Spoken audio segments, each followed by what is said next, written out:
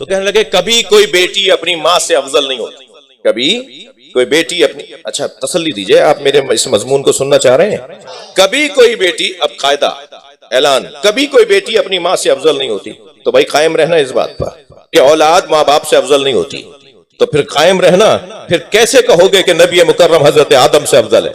फिर कैसे मानोगे कि नबी मुकर्रम हजरत इब्राहिम से अफजल है? हजरत इब्राहिम जद्द आला है नबी मुकर्रम के। हजरत इसहाक से 600 से ज्यादा नबी आए, मगर हजरत इस्माइल से एक ही नबी आए जो हमारे नबी हैं।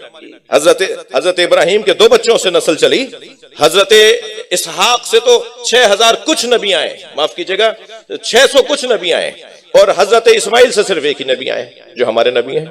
ठीक है जी। जब हजरत ज़ैद शहीद ज़ैदी सादात का भी मेहमान हूं, तो हजरत ज़ैद शहीद से जब कहा हाकिम ने, जाबिर ने, कि तुम तो कनीज की औलाद हो।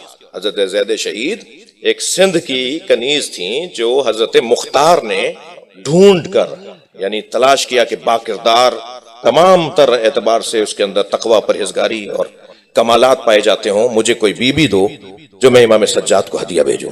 तो हजरत मुख्तार ने, हजरत बीबी पाक दामन को भी उन्होंने यहाँ भेजा। हजरत मुख्तार ने, ये हजरत बीबी पाक दामन भी मौला अली की बेटी, ये जनाब ज़ैनब की बहन, हजरत मुस्लिम की ज़ौजा, उन छोटे छोटे 2 बच्चों की माँ।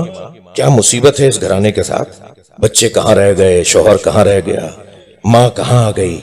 हरम इमाम रजा ने तस्दीक की है बीबी की, बीबी रुकैया बिनते अली हैं। इमाम रजा के हरम के रिसर्च सेंटर ने, शोबे तहकीकात ने 2 सफ़ों की तहकीक भेजी है। 10 साल तहकीक की है, पंजाब के वजीर आला की ख्वाहिश पाई। जब उस मजार बनाने के लिए उन्होंने मशहद खत लिखा कि आप, क्योंकि अहले बैत के मज़ारों में सबसे बड़ा मज़ार आपके पास, वसाइल आपके पास ज्यादा है, तो हमें तहकीक और तस्दीक करके दें कि ये बेबी हजरत मौला अली की बेटी हैं।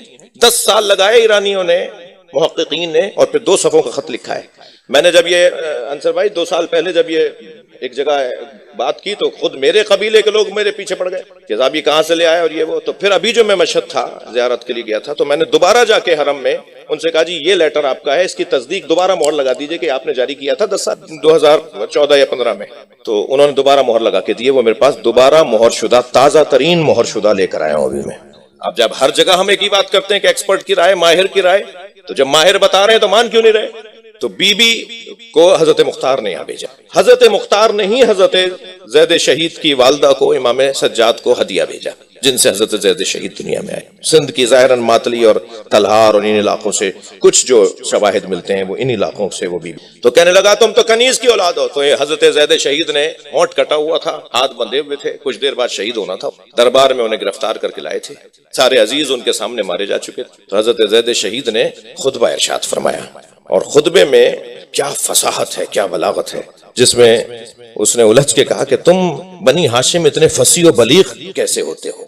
तो हजरत ज़ैद शहीद का बड़ा तारीखी जुमला है, फरमाते हैं हमें दीवान अबू तालिब और खुतबा हजरत ज़हरा पढ़ाया जाता है, जिसकी बुनियाद पर हम बनी हाशिम वाले बोलने में, बात करने में हुनर और महारत रखते हैं। उस खुतबे में हजरत ज़ैद शहीद ने इस बात का जवाब दिया, और तूने ये कहा, और तूने ये कहा, ऐसे जवाब दिया, और कहा तूने ये कहा कि मैं कनीज की औलाद हूं।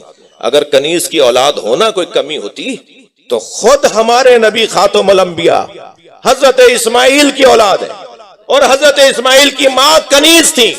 खुतबा है मौला से।